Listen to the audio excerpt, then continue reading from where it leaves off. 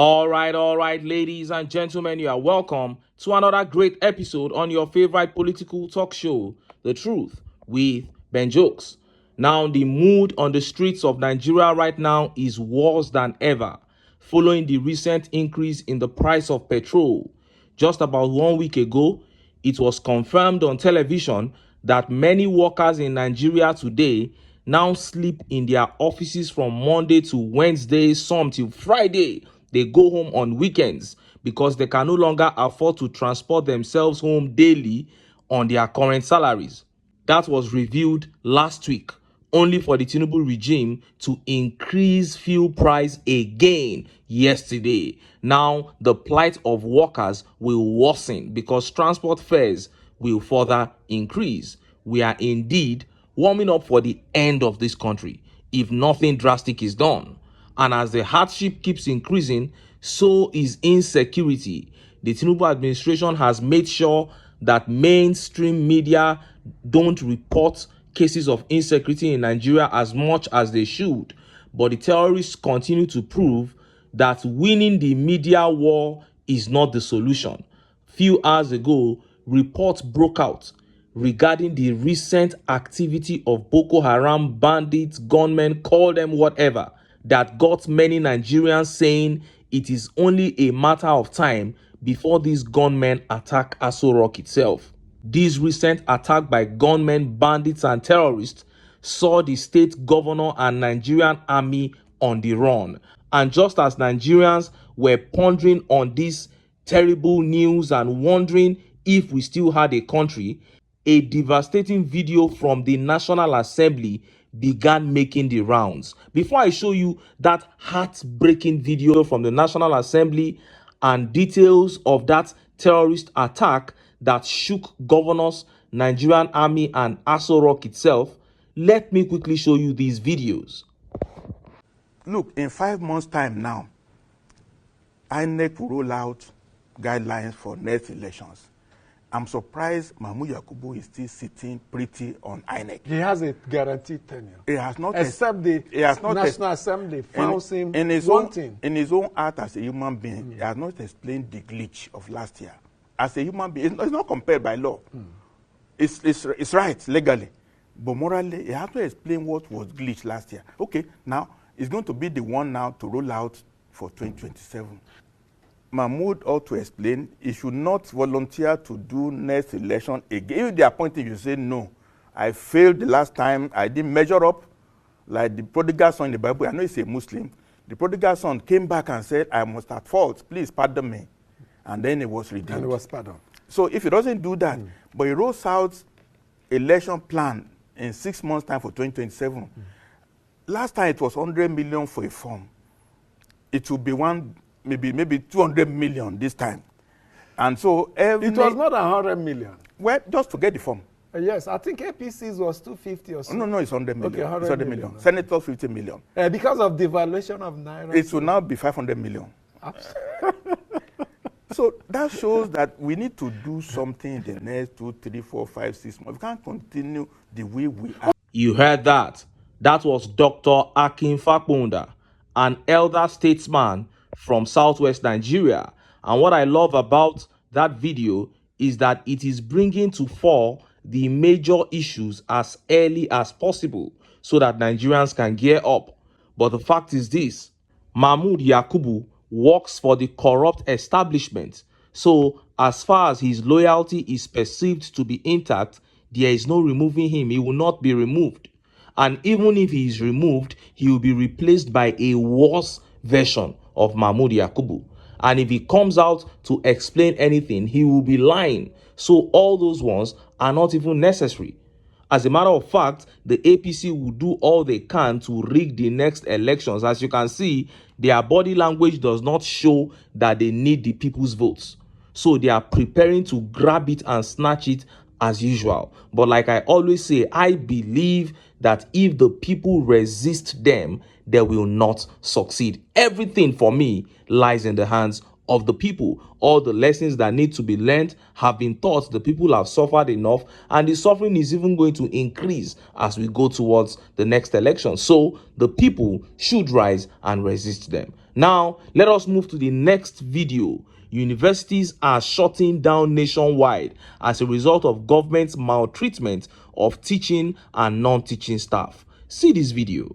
Members of the Non-Academic Staff Union of Universities, NASU, and Senior Staff Association of Nigerian Universities, SANU, University of Ilorin branch, have joined the ongoing nationwide strike, ordered by the national body of the unions.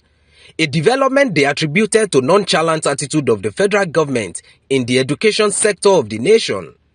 Speaking during an emergency congress of the unions held at the front of the main entrance of the University of Ilorin that was shut in the early hours of today, the chairman of NASU, Suberu Ibrahim, and his SANU counterpart, Falowo Nahim, who maintained that the non-teaching staff at the engine room of the university noted that there will be no security services, no water and electricity supply in the campus until the federal government addresses their demands. Solidarity forever.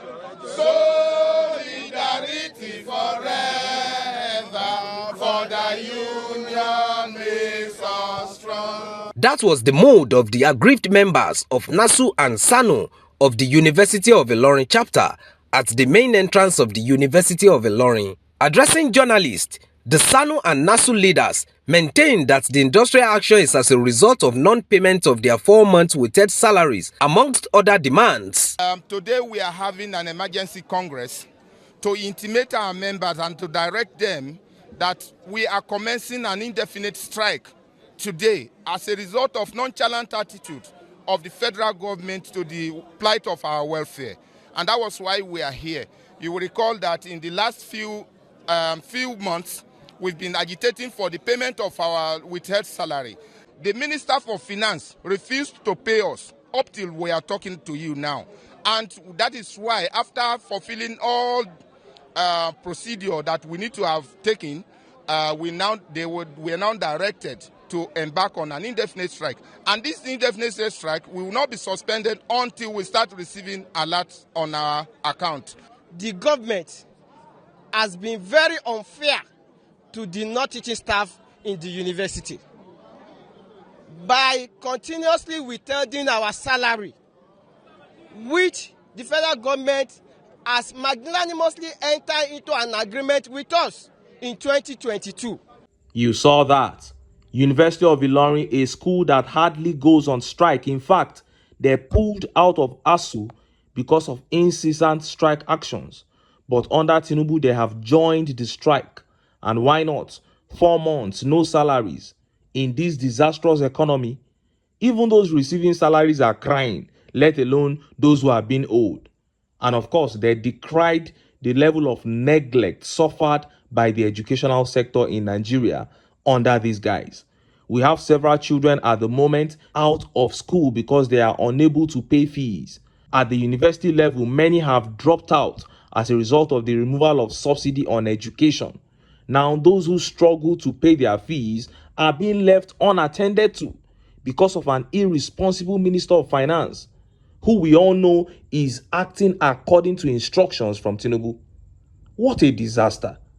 Now, let us look at those 2 updates that have become the major talking points in Nigeria right now. First is that video coming out of National Assembly denigrating and humiliating Nigerians. And next is the update on the attack by gunmen that shook politicians and the military. Let's start with that video where the Deputy Speaker of the House of Representatives, KALU, while reacting to the incident of the House of Rep member who assaulted a Bolt driver, clearly pointed out that the opinion of Nigerians don't matter on the issue.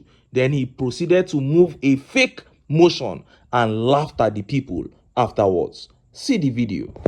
The suspension, like everybody in Nigeria wants us to do, for us to apply our rules and the house rules. Those in support of this say aye. Those against say nay. Those in support that this goes to House Committee on Ethics and Privilege say aye. Those against say nay. Yes, the ayes have it. Matter is hereby referred to Committee on Ethics and Privilege to look at it and get back to us in 2 weeks. You saw that. He said they are not going to suspend the House of Rep member Alex Ike like everybody in Nigeria wants them to do. So the House of Representatives will not do what everybody wants them to do. That is what he's saying. My grouse is not about the fact that the rep member won't be suspended, but the language that Ben KALU used. He said they won't do what Nigerians want. Then he moved the matter to their Committee on Ethics for investigation. That invariably means the end of the matter. That was why he laughed after he said it. The rep who assaulted the cab driver has accepted he did it. He has accepted he was wrong and he tendered a fake apology. So what investigation are you still talking about? And G Papa here says a house representing Nigerians doesn't want to do what Nigerians want. What an irony. And Rev here says you should know that the little chuckle he made signifies that his case will be swept under the carpet. Well, what do I know? Nigerians are so gullible to see that these people in this room will protect their own no matter what, even at the detriment of the morals of the society. Evil. That is it. And Joseph Aya says, investigate what? What is there to investigate? You brood of vipers. And Thinker says, which actually means nothing will happen to that so-called legislator. Big shame. Look at the sort of jokers calling themselves representatives of the people. And this tweet here says, people who represent everybody in Nigeria don't want to do what everybody in Nigeria wants them to do. Lunatics have taken over the asylum. That is just the case. That is the simple case in Nigeria now. What I'm just trying to bring out from this video is the fact that the rich and powerful, the high and mighty will always take sides with themselves against the common man. And that is why I keep preaching to Nigerians on this channel. Nigerians have to unite. It is time for the common man to unite and fight back against the political elites. Point blank, period. Now, let us take that update where bandits, Boko Haram, gunmen wreaked havoc that shocked a whole state. Look at how the papers reported it. Terrorists take over military training camp in Niger State. Displaced 23 communities. Lawmaker raises alarm. Bandits have taken over the Nagwamashe military cantonment in Kontagora, displacing about 23 communities and causing alarm in Niger State. The cantonment, a key Nigerian Army artillery training site, now hosts at least 8 bandit camps, representing severe security threats to nearby villages. During Tuesday's plenary, Honorable Abdullahi Issa of Kontagora II raised a motion about the ongoing attacks and reported that some residents remain captive. He said the presence of bandits has led to incessant attacks on communities within the camp. Issa said the military camp, which extends from Kontagora local government to part of Mariga local government, has been taken over by terrorists who are said to have established at least 8 different camps in the area. He said the situation poses a big security challenge to the communities within the camp. The Niger State House of Assembly urged the government to work closely with military authorities to dislodge the armed groups and restore security to the region. Legislators also emphasized the need for increased military support to secure the camp. In a nutshell, these guys took over a military camp and 23 other communities, chased all the military men away, and they are residing there peacefully. This is a state that has a state governor. The governor is mute. He can't say anything, Governor Bago. He cannot cough. Military too, they have left the camp for them. This is the situation in Niger State. It became so bad that the lawmaker had to run to the floor of the house to raise the issue. And look at how Nigerians reacted. Let's take some of the tweet reactions. This tweet here by Omoya teacher says, if the terrorist violent extremism is not curbed, they could overrun the Nigerian military, just as the Taliban did in Afghanistan when they ousted the Americans. This is very, very possible. Remember that this is happening in Niger State, just very close to Abuja. Very, very close. This is where this is happening. So, and you know how these guys move. They already have their sights on Aso Rock. I can tell you that for free. And this tweet by the great says, that can only be possible with government's backings. Of course, that's a very big point. And Jasper here says, when all the armed forces of Nigeria are busy mounting roadblocks in the southeast, the terrorists should enjoy their day. If possible, they should stroll to Aso Rock and say hi to T-Pain. And this tweet here says, lawmakers make useless laws and shed useless tears and watch as terrorists take over a whole state and occupy army barrack. That's why Biafra must come for them to harvest fully what they sow. And Obawade here says, this government doesn't even see anything wrong in bandits taking over military camp in Niger State. All what Tinubu and lawmakers are about is swift to change national anthem and luxury cars, airplanes, yachts, bulletproof tires, etc. But Nigerians' welfare is an abomination to them. And this tweet here says, one day we will hear that they have taken over Aso Rock and displaced the president, Afghanistan style. Chai! And in other news, Tinubu has appointed another major general to stand in for the Chief of Army Staff, Lieutenant General Taoreed Abiodun Lagbaja, who has been absent for a very long time. Look at how the papers reported it. Breaking: Tinubu appoints Major General Olufemi Oluyede as acting Chief of Army Staff to step in for ailing Lagbaja, confirms reporters. Bola Ahmed Tinubu has appointed Major General Olufemi Olatubosun Oluyede as the acting Chief of Army Staff to stand in for the ailing substantive Chief of Army Staff, Lieutenant General Taoreed Abiodun Lagbaja. Bayo Ononuga, Special Advisor Information and Strategy to Tinubu, disclosed this in a statement on Wednesday. Before this new role, Oluyede, 56, served as the 56th Commander of the Elite Infantry Corps of the Nigerian Army based in Jaji, Kaduna. Commissioned as a second lieutenant in 1992, Oluyede attained the rank of Major General in September 2020. Throughout his career, he has held various commands, including roles as platoon commander and adjutant at 65 Battalion, company commander at 177 Guards Battalion, and Staff Officer Guards Brigade. Now, the Chief of Army Staff, Lieutenant Taoreed Lagbaja, has been nowhere to be found for a very long time. Rumors have come out that the man is late, but Tinubu and APC camp came out to debunk that rumor. They said he was only sick, but that he had started recuperating fast. But now they have accepted that the man is seriously sick and there is no hope of seeing him anytime soon. So they have finally appointed somebody to stand in for him. And that person is this Major General Olufemi Oluyede, and that is the typical APC style. We still don't know the actual situation with the Chief of Army Staff, Taoreed Lagbaja, as I speak, but who cares? They can keep it secret all they want.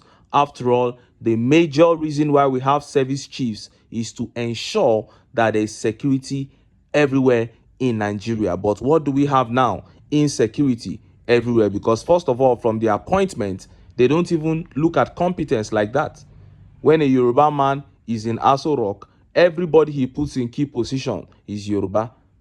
If Hausa Fulani man is in Aso Rock, he will search out Hausa Fulani people to put in key positions.